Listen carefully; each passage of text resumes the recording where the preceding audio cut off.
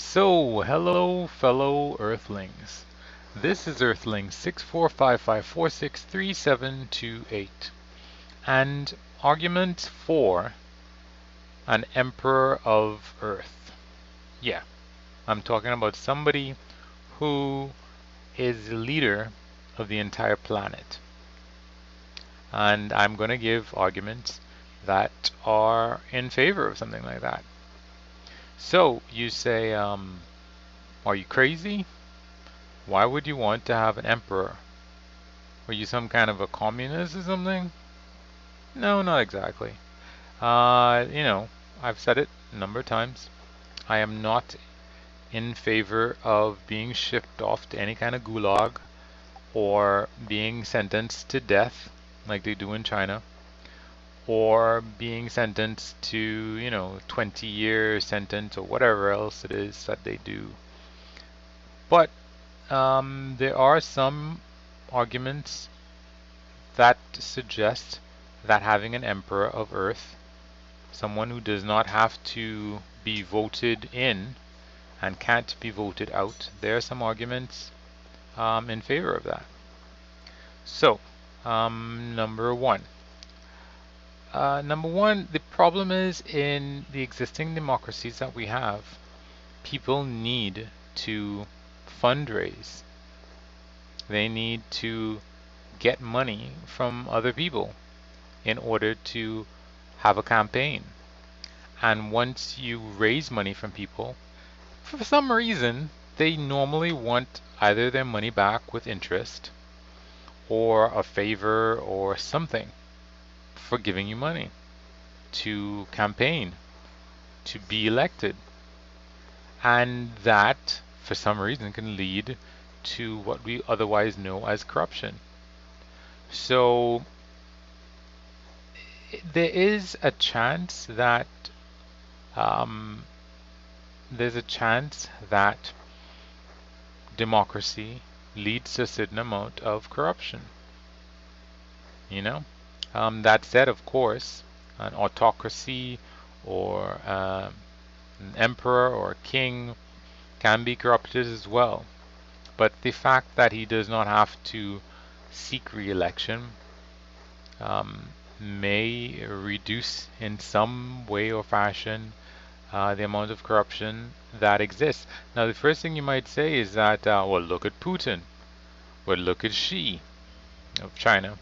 Look at, what's that guy's name from North Korea? Well, they're corrupt. They're horrible. There's no measure. There's no measure. There's no way to compare directly to say one person is more corrupt than the other. In science, we need to have a way to measure, and it's very easy to have one side or the other. You have, you're for democracy or you're against, and then invariably you think, well, the other side must be worse. And there are instances where the other side was clearly worse. Stalin was awful. Um, Mao, letting his people starve was awful as well. Um, I think part of it, though, is we could look at the wealth of the country, and if you have a poorer country, worse things might happen there. If you have a more wealthy country, um, people across the country might be better off. So it's not really a good comparison, I think, to compare Stalin and Mao to, let's say, JFK or Teddy Roosevelt or whoever the heck it was the U.S. president at that time. But another reason to potentially have a emperor is based on the Peter Principle. And the idea of the Peter Principle is that people ascend to their highest level of incompetence. And what that means is, let's say you are a good stockroom boy. You are the best.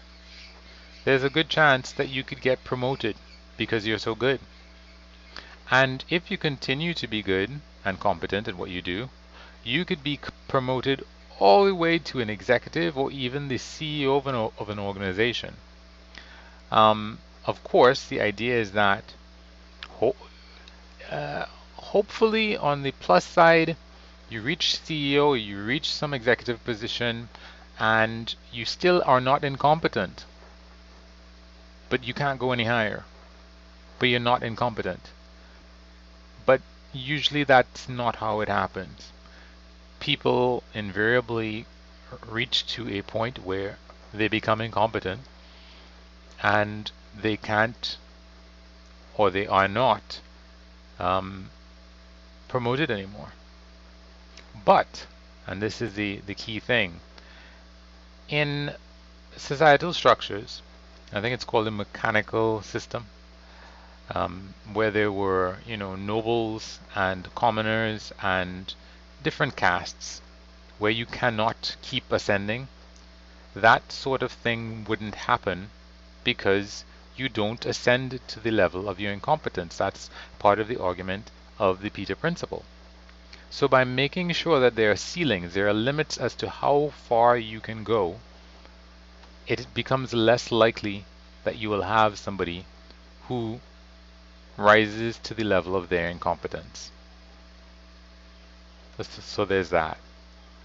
So maybe it might reduce corruption, number one. And number two, people might not become incompetent because they're promoted to a level that they can't handle the responsibilities of. Another reason to have a emperor of Earth, for example, and in that system, what I was saying, basically, to recap, number one, that I forget what number one is, but number two is if you have an emperor of Earth and you have a caste system, it becomes less likely that the emperor would be someone who has risen to the rank of emperor and it becomes incompetent at the rank of emperor. Hopefully, because you're born into the position, that first position that you have, you're not going to be incompetent at it. And the other position is that you might not be corrupt because you don't have to look to anybody in order to campaign. Another reason why an Emperor of Earth might be a good thing is because of a movie. Well, that's my thought process. It's because of something that I saw in a movie a while ago, and I really liked that movie. I don't know if Jet Li was in it, but I feel like he was in it, and it was just I liked the movie. You decide. So anyway, apparently this is a movie about the kingdoms, the first emperor of China. Now, the first emperor of China, basically, he was a guy. There were several different kingdoms in China, and they were all fighting with each other constantly. And obviously, constant wars are not a good thing. But there's this guy, Qi, QI, maybe pronouncing it wrong, but I think his, Qi China, I think that's why, however it is pronounced, it's probably more like China because he was Emperor Qi. Anyway, he was deceptive and devious and whatever enough to actually end up being the Emperor of China because he formed a pact with one particular or two or three other kingdoms saying he wouldn't attack them, and then they all got together and decided to attack one guy. Now, once that guy was defeated, now he attacks another person who he may have had a treaty with, but the other people know. And basically, one by one, there's something that they used to say on the Sci-Fi Channel. One by one, the collection is displayed. I always loved that when I used to listen to Sci-Fi, the Sci-Fi Channel way back in the day. I don't know what it's like now, but eventually he deceived everybody and became the Emperor of China. And there were these assassins in the movie who decided that this guy is evil. Let's get rid of him. And apparently, one really, really famous assassin decided to go after this guy. and he was just about to kill the guy, and he stopped. And as a matter of fact, I think he became a defender of the guy. And well, other assassins, they got together, and that's what the movie is about. They're talking about the guy from time to time who changed his mind and decided he didn't want to kill the Emperor Qi anymore. And they get to the point where they can kill him. And then they discover what the first guy discovered, which was something along the lines of our country. What did that mean? It meant no more constant wars and conflict with the other kingdoms of this area. One emperor. So no more infighting and deviousness and backbite. No. One country. And I can't remember exactly, but I believe that at least one other of the assassins decided, you're right, why should we go back to the constant fighting that we had before? This guy might not be really great, but having one emperor means the end of constant war. And that might be the same thing for the world. Where's the fight when everybody belongs to the same country? Where is the fight when everybody is a citizen of the same country? And that's another argument for a global emperor. Why would somebody in Afghanistan attack America? Or why would somebody in America attack Libya? Why would somebody in Libya attack Great Britain? Why would somebody in Great Britain, cheat someone in Africa? And I think that that's a really good argument for one world. That kind of monopoly system. And, I also think back to things like so many people use Windows, and it might have been better to have a whole bunch of different systems. And Bill Gates used FUD, fear, uncertainty, and doubt, in other operating systems to make his operating system empire of Windows. But because of that, all of us were also able to access, the standards. Everybody, you were only going to get a Microsoft Word document. If you were going to get a document from somebody else, it was just going to be a Microsoft Word document. And you didn't have to think about all of these other formats that it could possibly be in. I mean, even in Apple, you were just going to get a Microsoft Word document because everybody used Office. Even if some people use Apple, great, but you were still just going to get a Microsoft Word document. And that's one of the things that the Emperor of Qi did. Everything, he had all these standards, and all the other emperors had a similar system. They had standardized weights and measures and da da da da da da da da da. So, yeah, I do not know if we would end up having, and that's the problem with having one guy. And this is another reason why, for an Emperor of Earth, if you have somebody who never has to think about when they're getting elected, they can plan for the next 20 years.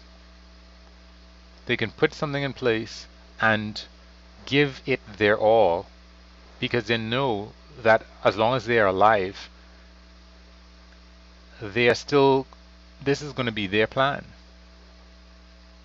Michael Lewis, in The Premonition, the author of Moneyball, the author of Flash Boys, the author of so many great books. One of the things that he talked about in The Premonition is that when you have these White House appointees who are only in a position for 18 months or some other really small period of time, what can they do? What interest do they have in doing something that's difficult when they're not going to be in office anymore?